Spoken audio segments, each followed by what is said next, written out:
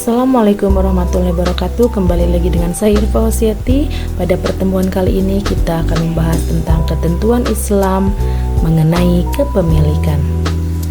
Peta konsepnya, yang pertama pengertian dan dasar hukum, yang kedua sebab-sebab kepemilikan, yang ketiga macam-macam kepemilikan, yang keempat tata cara memperolehnya, dan yang kelima ketentuan dan tata cara akad akan dibahas pada pertemuan kali ini.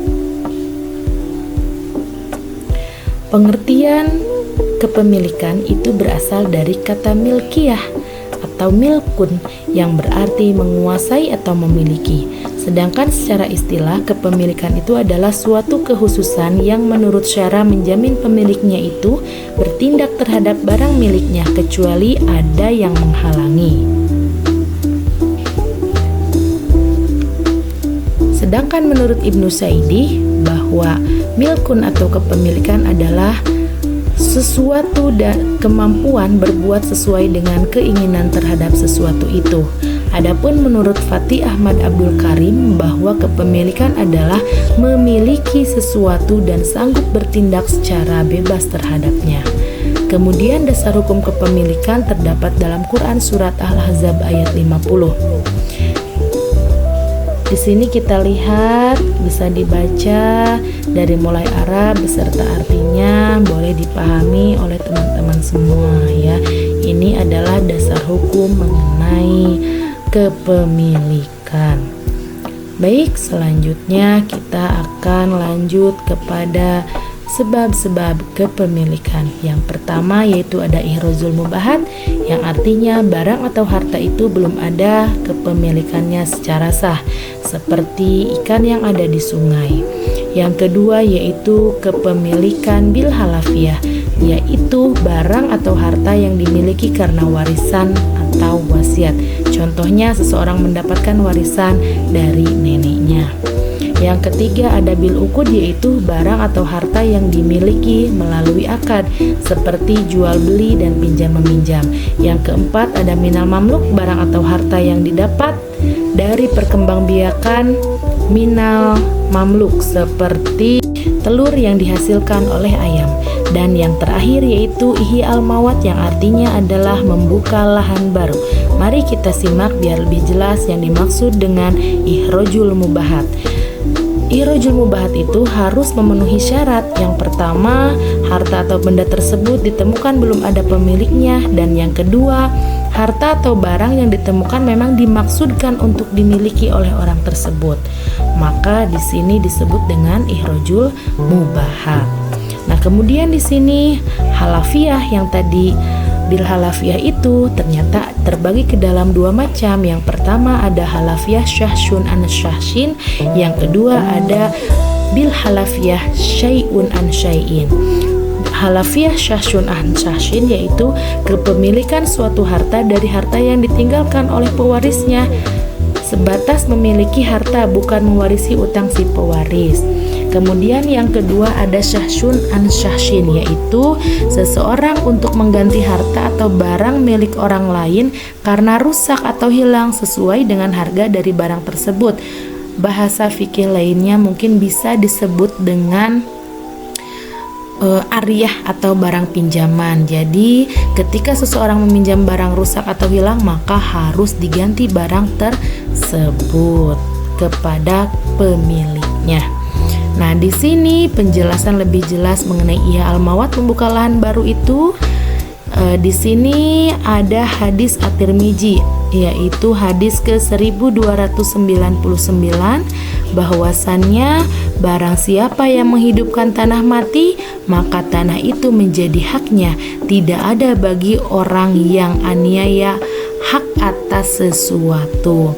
Nah, ini yang menjadi landasan hukum mengenai ihya'al mawat, yaitu lahan baru, dari sebab-sebab kepemilikan yang nomor kelima. Awas tertukar dengan sebab-sebab kepemilikan yang nomor pertama ya teman-teman. Nah, di sini ihya'al mawat pun ternyata ada syaratnya. Yang pertama, cukup hanya untuk keperluannya. Yang kedua, ada kesanggupan dan cukup alat untuk meneruskannya. Nah, apabila tidak memenuhi syarat, maka tidak bisa seseorang membuka lahan baru. Adapun hikmahnya di sini mendorong untuk bekerja keras, muncul rasa kemandirian dan rasa syukur kepada Allah Subhanahu wa taala.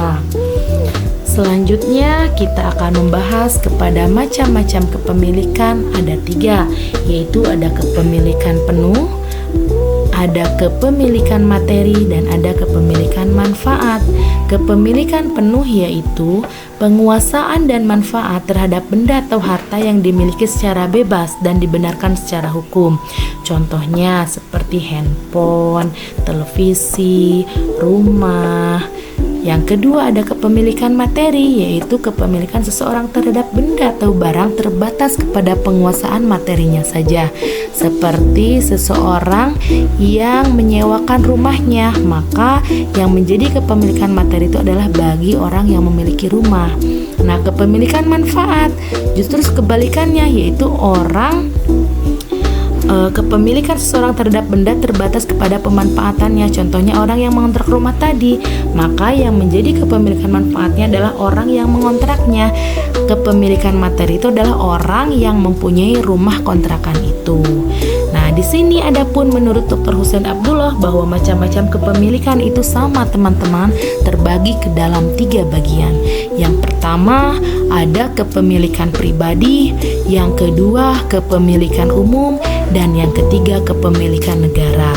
Kepemilikan pribadi yaitu yang dimiliki seseorang secara pribadi, bukan secara kelompok ya, jelas seperti handphone dan lain sebagainya.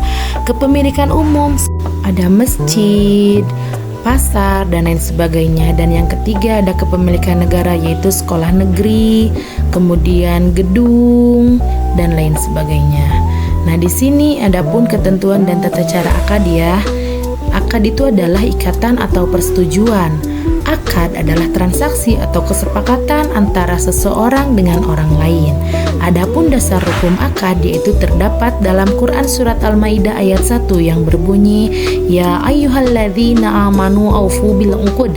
Berdasarkan ayat di atas, melakukan perjanjian atau akad hukumnya adalah wajib, karena dalam kehidupan sehari-hari kita selalu menggunakan akad, baik dalam jual beli, pinjam meminjam, hutang piutang, dan lain sebagainya. Baik, selanjutnya yaitu adapun rukun akad, yaitu ada 3. Yang pertama, 2 orang atau lebih yang melakukan akad, atau istilah lainnya adalah akidain. Yang kedua, sigot, yaitu ijab dan qabul. Yang ketiga, sesuatu yang diakadkan, bahasa lainnya adalah ma'qud alaih. Nah, di sini adapun syarat akad. Yang pertama, syarat 2 orang yang bertransaksi, yaitu berakal, balig, mumayyiz, dan orang yang dibenarkan secara hukum untuk melakukan akad. Yang kedua yaitu barang yang diakadkan harus bersih, dapat dimanfaatkan pemiliknya, diketahui harga dan barangnya. Bagaimana apabila kita menjual kotoran kerbau atau kotoran kambing untuk dijual, dijadikan sebagai pupuk? Boleh, karena ada manfaatnya. Dan yang terakhir ada sigot, yaitu ucapan yang bersambung. Nah, di sini adapun macam-macam akad terbagi ke dalam 5 bagian. Yang pertama ada lisan, yang kedua dengan tulisan, yang ketiga perantara urusan atau wakil, yang keempat isyarat, dan yang kelima taati. Lisan itu akad yang dilakukan secara lisan, seperti bapak saya membeli cimol.